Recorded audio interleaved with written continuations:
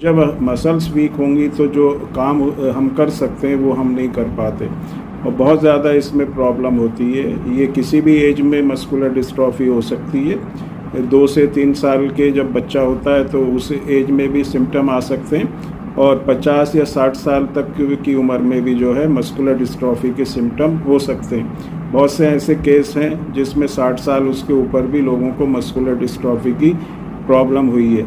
वजह जो है अलग हो सकती है, सिम्टम्स भी थोड़े अलग हो सकते हैं, लेकिन जो इफ़ेक्ट होता है वो मसल्स की वीकनेस पर ही पड़ता है। किसी भी तरह की मस्कुलर डिस्ट्रॉफी हो, किसी भी एज में हो, एक तो ये प्रोग्रेसिव रहेगी, टाइम के साथ बढ़ेगी। दूसरी ये जो मसल्स होती हैं उसको कमज़ोर कर देगी और मसल्स जो है बहुत ज़्यादा वीक हो जाएंगी।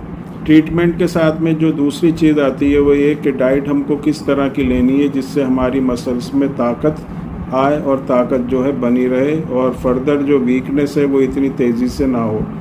तो क्योंकि ये एक प्रोटीन की डिफिशिएंसी से ये बीमारी होती है और प्रोटीन की कमी बॉडी के अंदर होने लगती है। प्रोटीन, जैसे हम जानते हैं कि प्रोटीन्स को हम बिल्डिंग ब्लॉक कहते हैं अपनी बॉडी का।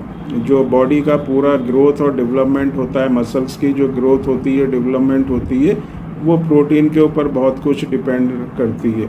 और प्रोटीन जो है अगर हम अपनी डाइट में लेंगे तो बहुत ही अच्छी चीज़ है। इसमें प्रोटीन्स, जैसे हम जानते हैं, अमीनो एसिड्स से बनते हैं और अमीनो एसिड्स में एसेंशियल और नॉन एसेंशियल अमीनो एसिड्स जो हैं वो होते हैं। एसेंशियल अमीनो एसिड्स वो होते हैं कि जो हमारी बॉडी के अंदर नहीं बनते और हमें बाहर से कोई भी डाइट होती है, कोई भी खाना होता है, उसके थ्रू लेना पड़ता है। इसीलिए इनको एसेंशियल अमीनो एसिड्स कहा जाता है, क्योंकि इनको बाहर खाने में लेना बहुत ही ज़रूरी होता है, क्योंकि ये हमारी बॉडी के अंदर इनको बनाने की ताकत नहीं होती। तो आप इस तरह का खाना लें जिसमें आपको एसेंशियल अमीनो एसिड्स मिलें जो कि प्रोटीन्स को बनाएं, और दूसरी जो है नॉन एसेंशियल अमीनो एसिड्स होते हैं जो हमारी बॉडी खुद बनाती है और ये बॉडी के अंदर बनते रहते हैं। लेकिन जो मस्कुलर डिस्ट्रॉफी होती है उसमें प्रोटीन्स की डिफिशिएंसी होती है, प्रोटीन्स की कमी होने लगती है। तो कोशिश हमें ऐसे ही करना है कि हमें ऐसा डाइट लेनी है जिससे हमें प्रोटीन्स मिलता रहे। अब प्रोटीन रिच डाइट में कई तरह के ऐसे फूड आइटम्स हैं जिनसे हमको प्रोटीन जो है मिलता है। इसमें सबसे अच्छी जो चीज़ होती है वो एक तो आप दूध ले सकते हैं। दूध में प्रोटीन के साथ और भी मिनरल्स होते हैं और दूध को हम कंप्लीट डाइट मानते हैं। दूध के साथ में अंडा जो है वो भी एक कंप्लीट डाइट की कैटेगरी में आता है, इसमें भी प्रोटीन अच्छा होता है। मछली जो फ़िश होती है उसमें बहुत ही हाई क्वालिटी का और बहुत ही अच्छा प्रोटीन होता है। तो मछली आप ले सकते हैं, फ़िश ले सकते हैं। और फ़िश में अगर टूना फ़िश जो है आपको अगर अवेलेबल होती है तो ये बहुत ही रिच सोर्स है प्रोटीन का, हाई क्वालिटी प्रोटीन इसमें आपको मिलता है। और दूसरी मछली भी, आप किसी भी तरह की मछली लेंगे तो वो प्रोटीन का एक रिच सोर्स है। इसके साथ में आप जो है चिकन ले सकते हैं। दूसरा जो है आप नॉन वेज हैं, अगर आप नॉन वेजिटेरियन हैं तो आप जो है मीट वगैरह अपने डाइट में इंक्लूड कर सकते हैं। तो ये चीज़ आपको लें। इसके साथ आप पल्सेस, दालें वगैरह ले सकते हैं जिसमें भी अच्छा प्रोटीन आपको मिलेगा। इसके साथ बहुत से ऐसे फूड आइटम्स हैं जिनसे हमको प्रोटीन मिलता है। ग्रीन वेजिटेबल्स आप इंक्लूड करें अपनी डाइट में। हरी सब्जियों का ज़्यादा से ज़्यादा यूज़ करें। हरी सब्ज़ी के साथ आप जो फ्रूट्स होते हैं, तरह तरह के जो फ्रूट्स होते हैं, मौसमी फल होते हैं, उनको आप लें।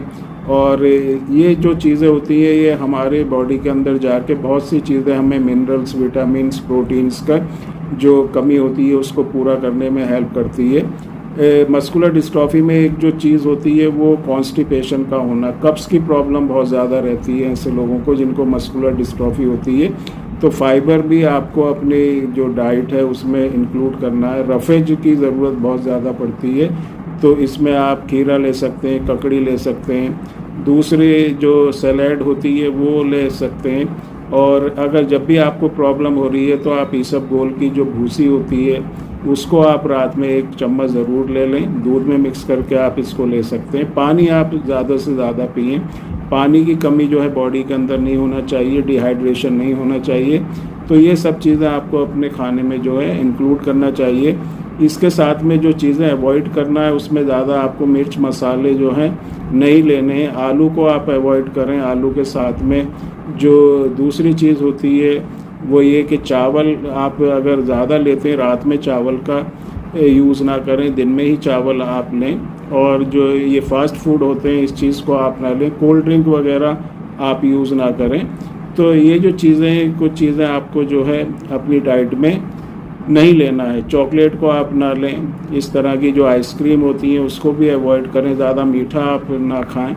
तो कुछ चीज़ों को आपको अवॉइड करना है, कुछ चीज़ें आपको लेना है। इस तरह का एक बैलेंस बना के चलना है। आप इस तरह से बैलेंस अपनी डाइट में रखेंगे तो देखेंगे, मेडिसिन के साथ में इन चीज़ों का ध्यान रखेंगे तो बहुत ही अच्छे रिज़ल्ट आपको मिलेंगे।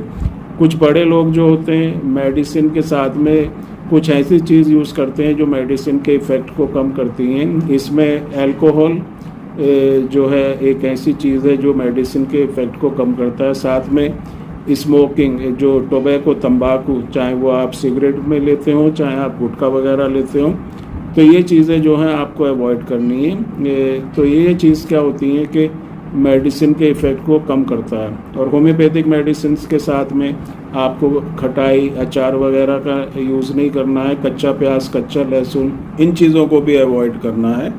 तो ये चीज़ें आप अवॉइड करेंगे और जो इससे पहले मैंने आपको चीज़ें बताई हैं कि ये चीज़ें आप अपनी डाइट में इंक्लूड करेंगे तो देखेंगे बहुत ही अच्छे रिज़ल्ट आपको मस्कुलर डिस्ट्रॉफी में मिलेंगे। बहुत तेज़ी से जो मेडिसिन हैं, होम्योपैथिक मेडिसिन हैं, वो आपकी प्रॉब्लम को क्योर करेंगी और आपकी मसल्स में स्ट्रेंथ लाएंगी। लेकिन खाने में, डाइट में आपको कुछ ध्यान रखना पड़ेगा। और जब आप ये ध्यान रखेंगे और मेडिसिन यूज़ करेंगे तो देखेंगे कितनी तेज़ी से आपकी जो मसल्स हैं वो रिवाइव होंगी।